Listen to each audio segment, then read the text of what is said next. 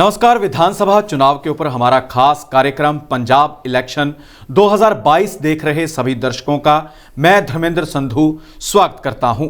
इसमें हम बात करते हैं कि चुनाव में क्या चल रहा है। विधानसभा चुनाव के चलते कौन सा प्रत्याशी कौन सी जगह से चुनाव मैदान में कूद चुका है और किसकी बढ़त हो रही है, और 2017 के विधानसभा चुनाव में कैसी स्थितियां थी, कौन जीता था, कौन हारा था। तो इस चर्चा का हिस्सा बनते हैं हमारे साथ सीनियर पत्रकार प्रदीप शाही जी। सबसे पहले उनका स्वागत करते हैं। शाही जी, स्वागत है आपका। नमस्कार।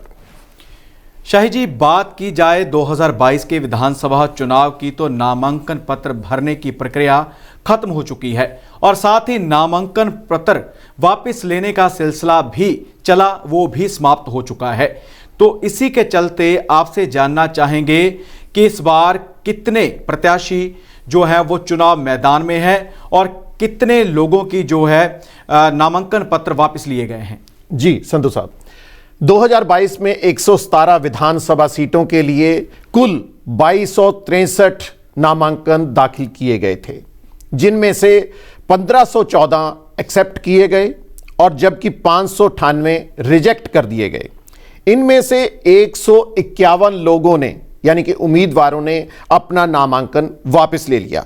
यानी कि इस समय चुनाव आयोग की रिपोर्ट के अनुसार 809 लोग मैदान में हैं, या यूं कहें कि एक सीट पर लगभग 7 उम्मीदवार चुनावी ताल ठोक चुके हैं। जी शाही जी, 2017 में भी विधानसभा चुनाव हुए थे जिसमें कैप्टन अमरिंदर सिंह की सरकार बनी थी, यानी कांग्रेस सत्ता में आई थी। तो उस समय कैसे हालात थे, कितने जो उम्मीदवार थे वो चुनाव मैदान में थे और साथ ही कितनों की जमानत जब्त हुई थी?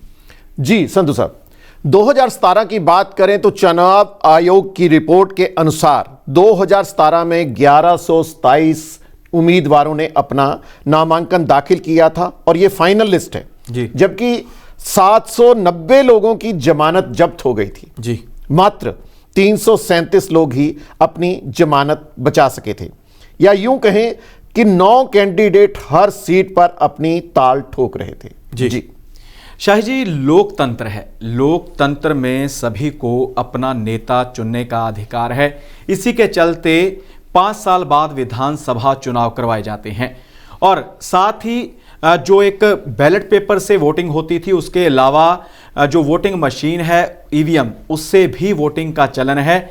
इसी के चलते उसके ऊपर एक लंबी जो लिस्ट रहती है जिसके ऊपर सभी के चुनाव चिन्ह होते हैं, जो वो अंकित होते हैं। उसी को देखकर ही जो वोटर है वो अपने वोट के हक का इस्तेमाल करते हैं। साथ ही उसमें एक नोटा की ऑप्शन भी दी गई थी। वो नोटा की ऑप्शन क्या थी और नोटा का कितना लोग इस्तेमाल करते हैं, 2017 में कितने लोगों ने नोटा का इस्तेमाल किया था और कैसी संभावनाएं बनती नजर आ रही हैं कि नोटा का इस्तेमाल अगर ज्यादा होता है तो इसका क्या प्रभाव पड़ सकता है? जी संधू साहब, 2017 की बात करें तो NOTA none of the above यानी कि इसका चलन हुआ और लोगों ने इसका जमकर प्रयोग किया।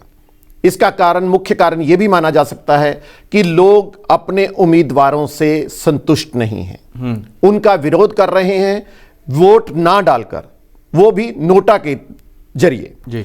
यानी कि 2017 में अगर बात करें तो गिल विधानसभा क्षेत्र से सबसे ज्यादा नोटा का प्रयोग किया गया। 1647 मतदाताओं ने इसका प्रयोग किया, जबकि दूसरे स्थान पर साहनेवाल में 1510 मतदाताओं ने नोटा का प्रयोग किया।